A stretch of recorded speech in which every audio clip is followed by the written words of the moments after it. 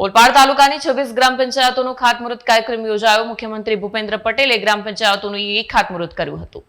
રાજ્ય સરકાર દ્વારા ગ્રામ્ય સ્તરે માળખાગત સુવિધાઓ સુદૃઢ કરવાના ભાગરૂપે સુરત જિલ્લાના ઓલપાડ તાલુકામાં એક ભવ્ય કાર્યક્રમ યોજાયો। ઓલપાડના અસનાડ ગામ ખાતે યોજાયેલ કાર્યક્રમમાં 26 ગામોની નવીન ગ્રામ પંચાયત ભવનોનું ખાતમુહૂર્ત કરવામાં આવ્યું। રાજ્યના મુખ્યમંત્રી ભૂપેન્દ્ર પટેલે વર્ચ્યુઅલી જોડાઈને વિડીયો કોન્ફરન્સના માધ્યમથી આ વિકાસ કામોની ભેટ આપી। આ 26 ગામોમાં મુખ્યત્વે કીમ, ઓલપાડ, સાયણ, ઈસનપુર, માસમા, બોલાવ અને આંધી જેવા મહત્વના ગામોનો સમાવેશ થાય છે। યોજાયેલ કાર્યક્રમમાં ઓલપાડના ધારાસભ્ય મુકેશભાઈ પટેલ પ્રત્યક્ષ રીતે ઉપસ્થિત રહ્યા હતા અને તેમણે જણાવ્યું હતું કે આ નવીન ભવનો બનાવવાથી ગામડાઓના વહીવટી કામોમાં સરળતા રહેશે। કાર્યક્રમ દરમિયાન તાલુકા અને જિલ્લા પંચાયતના સદસ્યો અને હોદ્દેદારો હાજર રહ્યા હતા। ગ્રામજનોમાં પણ ખુશીનો માહોલ જોવા મળ્યો હતો। Bureau report, Satya TV news, Surat. આજે ગાંધી નિર્વાણ દિન નિમિત્તે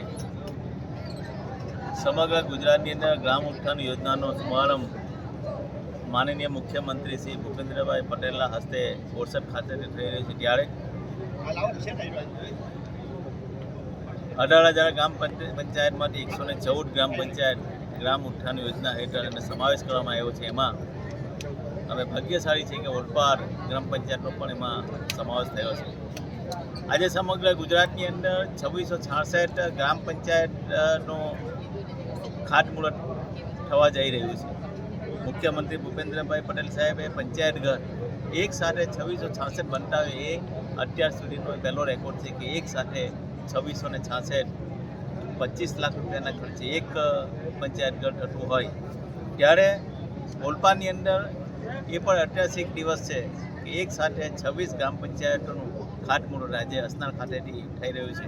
તમામ ગ્રામ પંચાયતો નવી બનવા જઈ રહી છે। ત્યારે આપણા તરફથી દરેક હું સરપંચોને વિનંતી કરું છું, નાગરિકોને વિનંતી કરું કે આપણા ગામની અંદર ગ્રામ પંચાયતો હોય કે દરેક પ્રકારના કામો ચાલતા હોય, કામો જોવાની જવાબદારી આપણા સૌની છે।